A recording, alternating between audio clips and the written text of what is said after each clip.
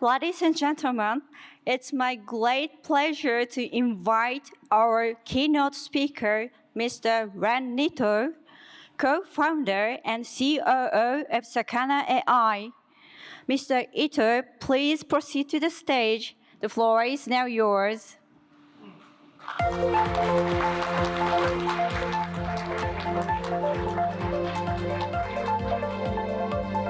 Thank you, Yoko-san.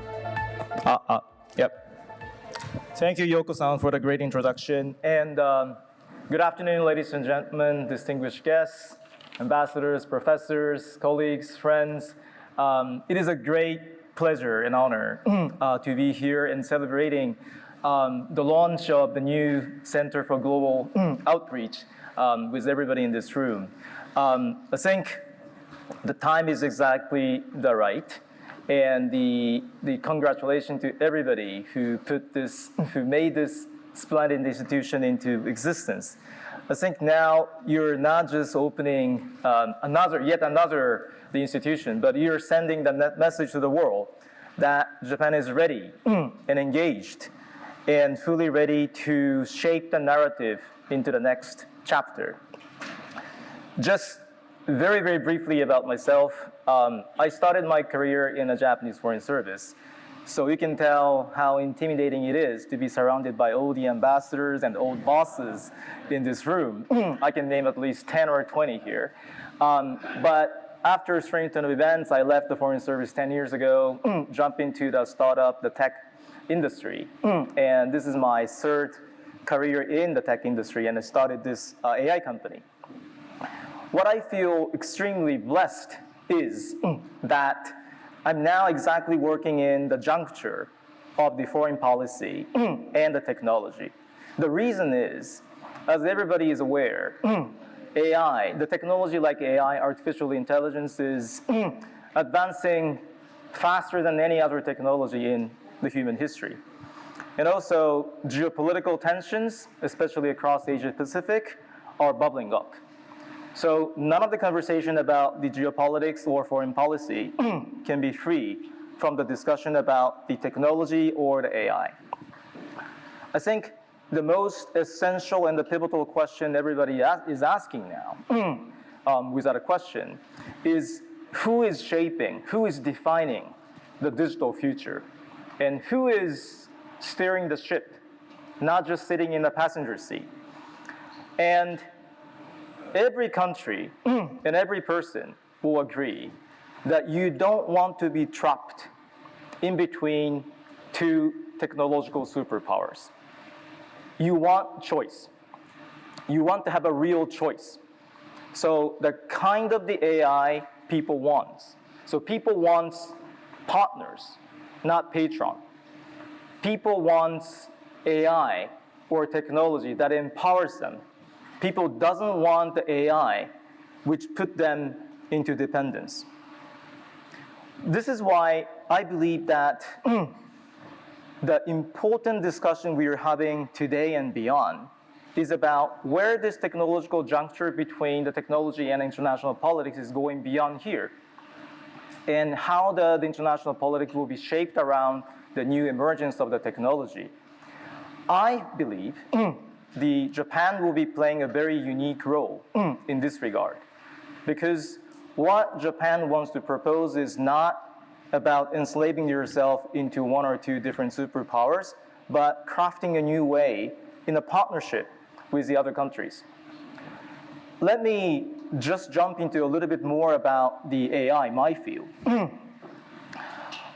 I think the way I would like to start this conversation is deciphering a couple of myths everybody has about artificial intelligence. The first one, everybody might be thinking that big AI is a better AI.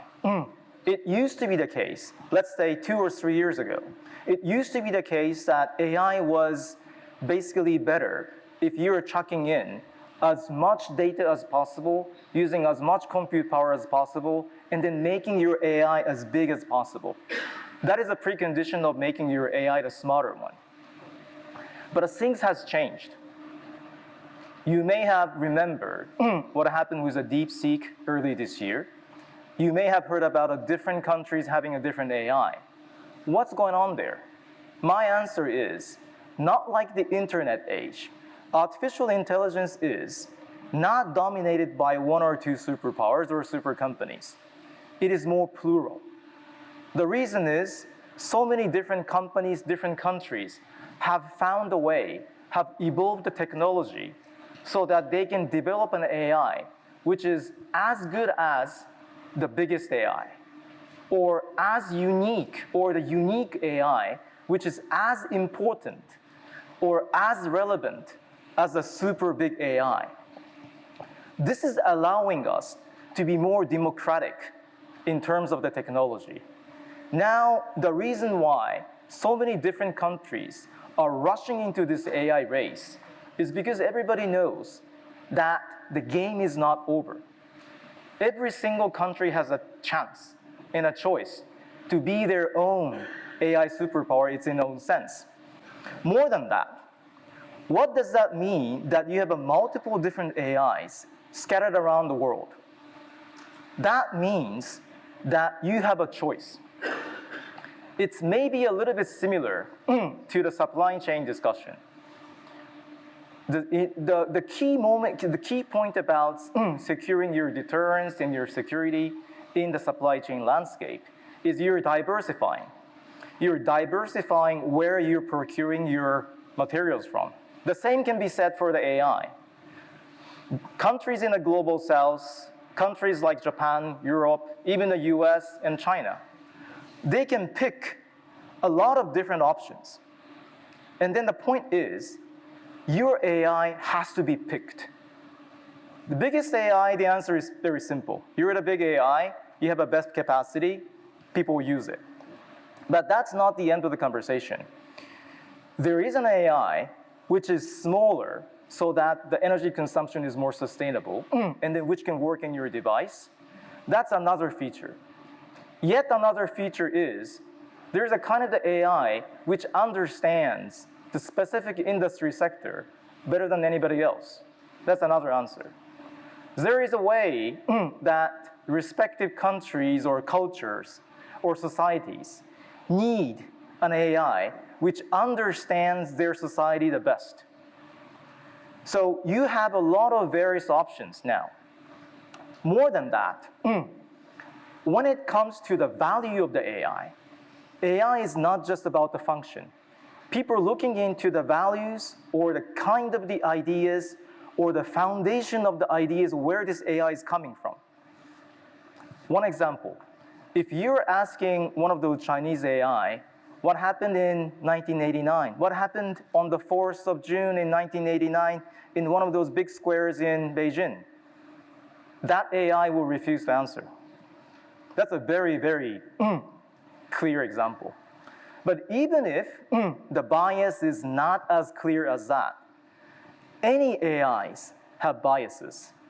Even American AI, European AI, Japanese AI are deeply rooted in their own biases. And you can control that. There is a woke AI, there is a less woke AI, there is a least woke AI. You have a whole bunch of different choices. And I go back to the original point. When you're making an AI in the world where people have a choice of choosing the AI, your AI have to be the one which will be chosen by the other countries, other people, other customers.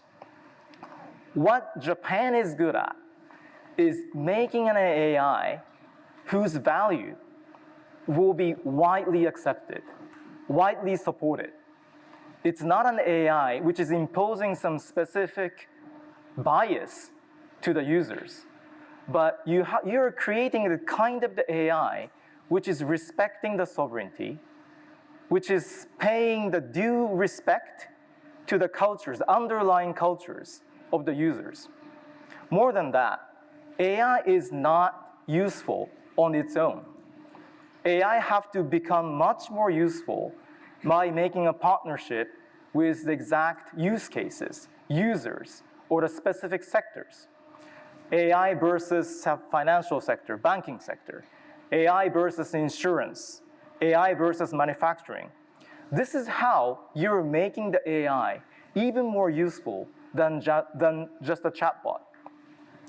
By doing a lot of back and forth like this, you're gradually shaping the future course of AI. And I believe that AI is giving us one indication about the implication to the international politics. This is bringing me to my final point, but it's more about the soft power. If you categorize AI as a hard power, it will be an arms race. You have to ramp up the compute power capacity, you have to collect as much data as possible, and then you try to dominate the world with your own bias. It's not the hard power. Just as I said, when you look at the internet age, search engine is dominated by Google, like it or not. Social network is dominated by Instagram, Facebook, TikTok, you name it. So it will be dominated by a handful of tech giants. And then like it or not, people across the world depend on the super company or superpower. But again, I come back to the same point. AI is different.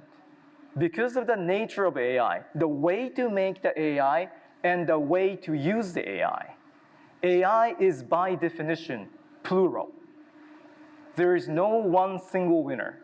AI is not a winner-takes-all race, as opposed to what people potentially think. Then, what is important is you put yourself in the user side and think, hang on, how you want to choose the AI, and then a guy like myself have to ask myself, how can you make an AI that will be chosen by the users? AI is a soft power. When we are making an AI, it's not just about AI is safe. Of course, AI have to be safe. You shouldn't allow the AI to steal your personal information. AI is not the security, AI shouldn't work as a security backdoor. AI have to be the basic infrastructure which every country uses in a safest manner. So the safety, no surveillance is 101, number one. But on top of that, AI have to have a lot of different functionality. It have to be environmentally sustainable, energy sustainable, and also it have to be catering to the needs of your specific needs, like your culture or your industry. More than that, AI have to help people collaborate. One of the discussion which we always have about expanding AI into the global south is this idea about the inclusion, financial inclusion, healthcare inclusion. We are asking ourselves how we can use AI to empower the socially vulnerable people. It will be great if we can use AI as a tool to expand the service offering in the financial industry. It will be great if AI can facilitate the collaboration between the different countries. So the kind of the AI, the kind of the soft power I am envisaging is something like which will be empowering the trust and also facilitating the collaboration among the different stakeholders, different countries. And this is why I believe that AI is not a hard power, but a soft power. In the world of the AI, it's not something like this is the superpower, this is the middle power. Everybody have to be aware that this is a soft power age. And then this is exactly why I believe that Japan's role in taking a leadership in ensuring that we will be the one not just providing a reliable and trustworthy AI, but we have to be the one which is facilitating international collaboration. Again, if it's not something like one country or two countries are dominating the AI, the only sensible and realistic solution is building alliance, facilitating collaboration. And you are developing a new industry, you're developing a new use case out of the international collaboration of the AI. And then this is why I believe that your new work here in Center for Global Outreach makes a lot of sense and coming at exactly the right moment. Ambassador Sasai, you mentioned at the very beginning that you have these 3 pillars. And then you are shaping the global narrative of this conversation, where this world is heading to, and what is exactly the unique way Japan can play. Again, Japan has this technology. Japan is in a unique position of being situated in the middle of the very, very interesting and scary geopolitical tensions. We can raise a voice here, and if Center for Global Outreach, with a huge partnership with everybody in this room, if that can be made happen, you will become a loud voice, solid voice, independent, and also a kind of the voice which is not just stirring the conversation, but empowering a lot of countries, especially in the global south, to come up with a new collaborative idea. So once again, congratulations to the launch of the great new center, especially in this very, very interesting juncture of the time between technology and geopolitics. And if I may end my small speech with the famous quote from my favorite movie, Star Wars, "May the Force be with you." Center for Global Outreach, may the Force. Thank you very much. Thank you very much, Mr. Ito.